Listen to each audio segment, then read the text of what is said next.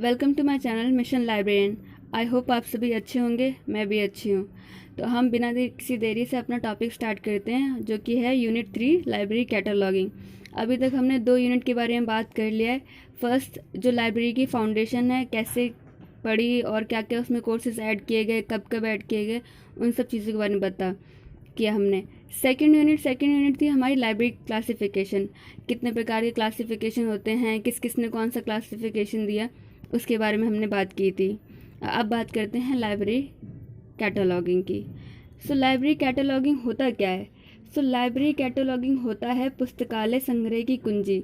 Means आपके जो library में कितनी भी चीज़ें हैं, चाहे वो बुक्स हों, जर्नल्स हों, एक्सेट्रा, कुछ भी हो, उसके लिए आप पूरी लाइब्रेरी में तो नहीं जाएंगे ना। तो एक कैटलॉग दिया जाता है, आप जस्ट उसमें जाइए, आप उसमें बस अब लेटर को फाइंड करिए और आपको अपने से रिलेटेड कंटेंट की बुक आपको मिल जाएगी।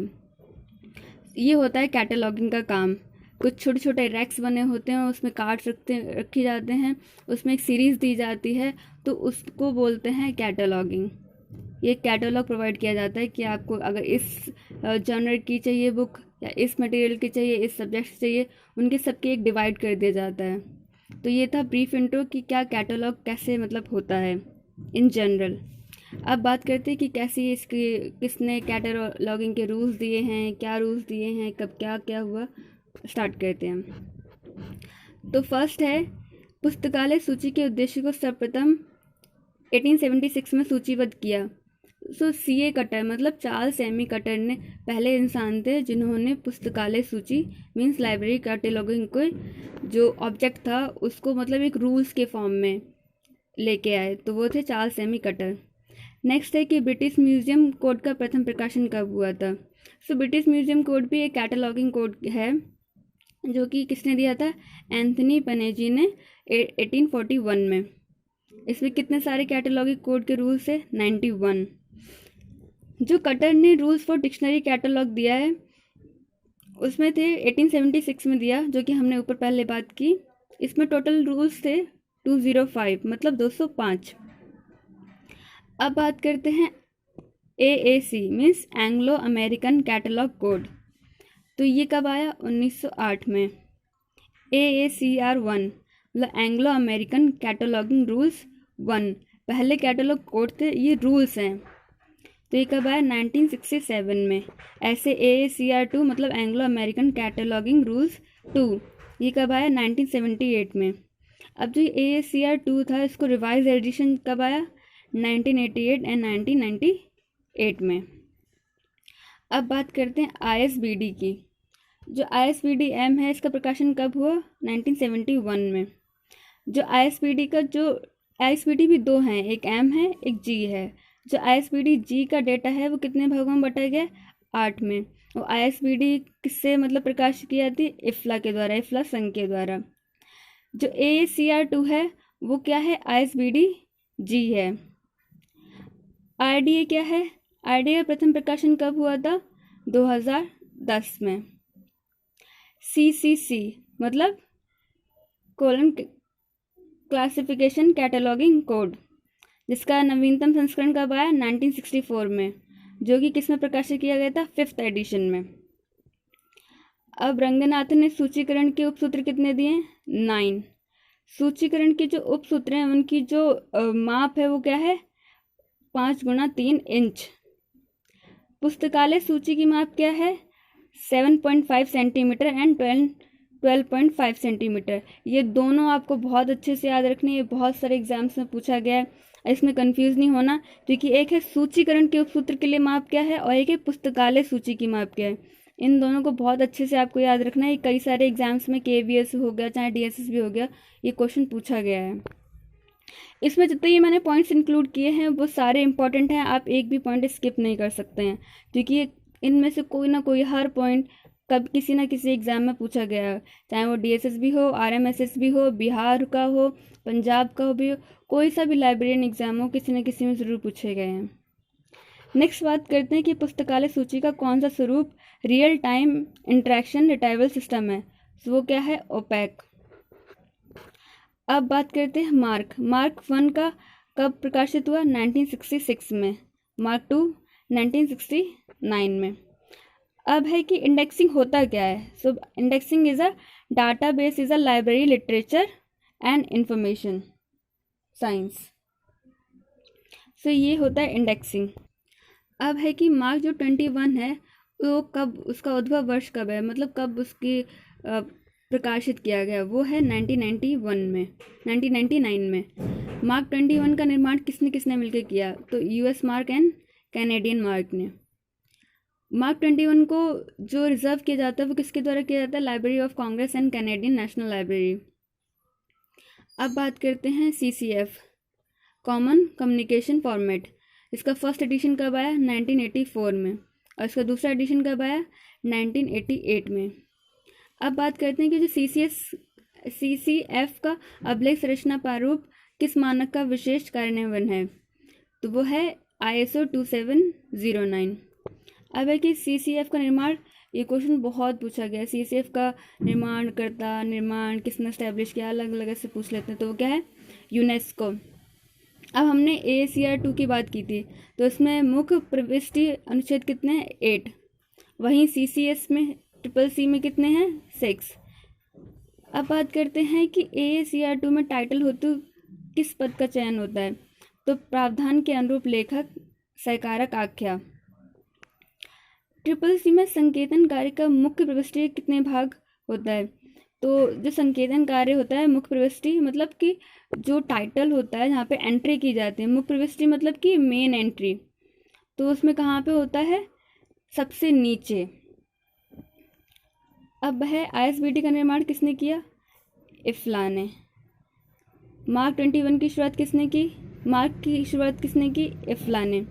अब बात करते हैं ISBN की, तो ISBN क्या है, ISBN है इंटरनेशनल स्टैंडर्ड बुक नंबर। वहीं ISSN क्या है, इंटरनेशनल स्टैंडर्ड सीरियल नंबर। इसमें कंफ्यूज नहीं होना, क्योंकि कभी इंटरनेशनल की जगह नेशनल दे देते हैं, कभी इंटर दे देते हैं, ऐसे 3-4 ऑप्शन आपको दे दिए जाते हैं। अब पूछते हैं सर क्या मतलब है, इसकी फुल फॉर्म क्या है।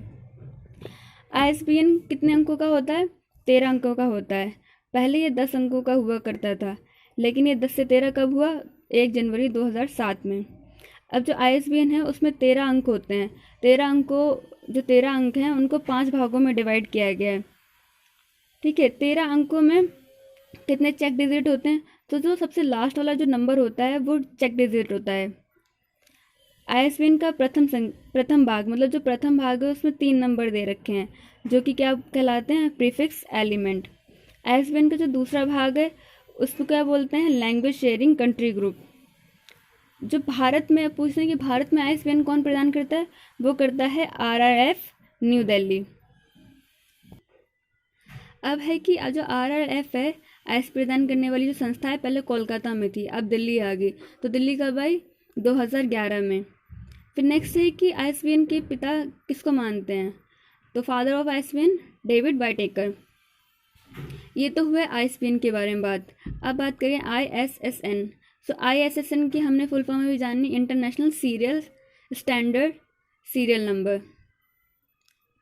तो ये कहाँ से प्रदान की जाती है, किस संस्था द्वारा, NSL द्वारा, मतलब नेशनल साइंस लाइब्रेरी, इसे NISCAR भी बोलते हैं।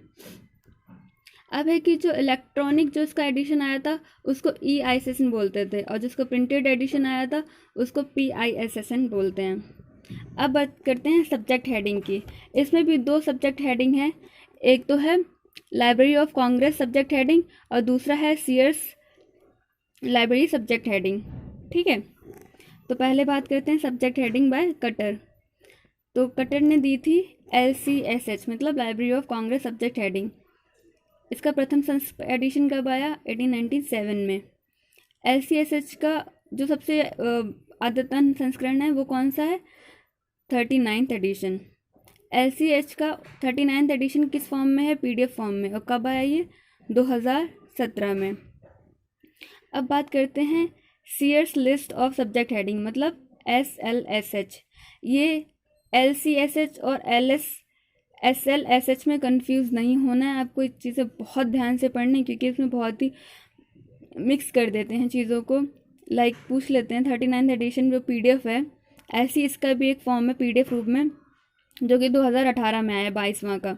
और ऊपर दिया गया 39th का जो एडिशन है वो कब आया था, LCH का 2017 में। तो ये बहुत ही कन्फ्यूज़न वाला होता है, इसे प्लीज़ ध्यान से थोड़ा सा ध्यान लगा के इसे पढ़िए और ताकि आप आगे जाके एग्ज़ाम में कंफ्यूज ना हो।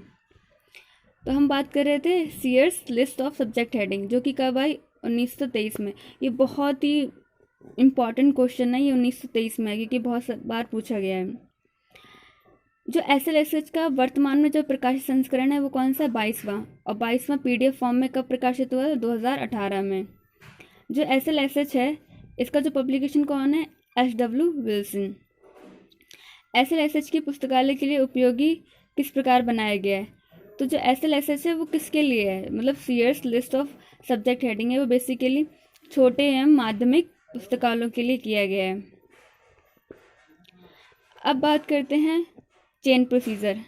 तो चेन प्रोसीजर का रंग किसने उद्भव किया था, किसने बनाया था, रंगनाथन ने 1938 में।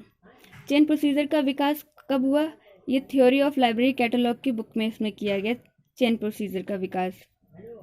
सो चेन प्रोसीजर में विषय निर्माण के लिए कितने चरण हैं, 6। अब है कि प्री नेटल कैटलॉगिंग का मतलब क्या होता है, प्रकाशन पूर्व सूचीकरण, और इसका प्रयोग किसने किया था, रंगनाथन ने। अभी कुछ टर्म्स हैं उनको आपको याद रखना है जो कि इंडेक्सिंग की टर्म्स हैं। जो यूनिटर्म इंडेक्स है वो किसने दिया था, मॉर्टिमर टॉबिन 1953 में। इंडेक्सिंग में कंप्यूटर का यूज़ किसने स्टार्ट किया था, HP लूहन ने। किस फॉर्म में, KWIC में। इनकी जो इंडेक्सिंग सिस्टम आया था उसमें इन्होंने यूज़ किया था। जो पत्रक सूची है उसका उद्भव कहाँ हुआ, फ्रांस में। अब है कि 12 सिद्धांतों को अपनाया गया पेरिस प्रिंसिपल। सो पेरिस प्रिंसिपल करके एक कॉन्फ्रेंस हुई थी, उसके अंदर 12 सिद्धांतों को अपनाया गया, जो कि क्या ICCP है। तो ये कब हुआ था, 1961 में। 1961 हुआ था कोपनहेगन में। अब हम नेक्स्ट इंडेक्सिंग सिस्टम की बात करेंगे, प्रेसिस। जो भी है ये यूनिटर्म हो गया, चाहे वो चेन प्रोसीजर हो गया, पॉप्सी हो गया, प्रेसिस हो गया, ये कुछ टर्म्स हैं, आपको इनके फुल फॉर्म्स कब ये आई थी और किसने दिया, ये 3 चीज़ें आपको बहुत ही अच्छे से याद करना है। मैंने इसके लिए एक अलग से वीडियो बनाई है, आप चाहें उसमें देख सकते हैं। उसमें सिर्फ इंडेक्सिंग के बारे में बात की है, इंडेक्सिंग का नाम कब आई और किसने दिया। प्रेसिस। सो प्रेसिस क्या है, प्रेसिस की फुल फॉर्म क्या है, प्रिजर्व कॉन्टेक्स्ट इंडेक्सिंग सिस्टम, जो कि कब आई 1974 में, किसके द्वारा, डेरिक ऑस्टिन द्वारा। प्रेसिस का बेसिकली निर्माण किसके लिए किया गया था, BNB के लिए। BNB मतलब ब्रिटिश नेशनल बिब्लियोग्राफी में। अब बात करते हैं पॉप्सी की। पॉप्सी की फुल फॉर्म क्या है, पोस्टुलेटेड परम्यूटेड सब्जेक्ट इंडेक्स। इसको किसने दिया, गणेश भट्टाचार्य ने। अब है कि KWIC, ये किसने दिया, अभी हमने बात की कि KWIC में सबसे पहली बार कंप्यूटर का यूज़ किया गया HP लूहन द्वारा, कब, 1958 में। अब है कि उद्धरण अनुक्रमण प्रणाली, उद्धरण मतलब साइटेशन इंडेक्स, ये किसने दिया, यूजिन गारफील्ड ने।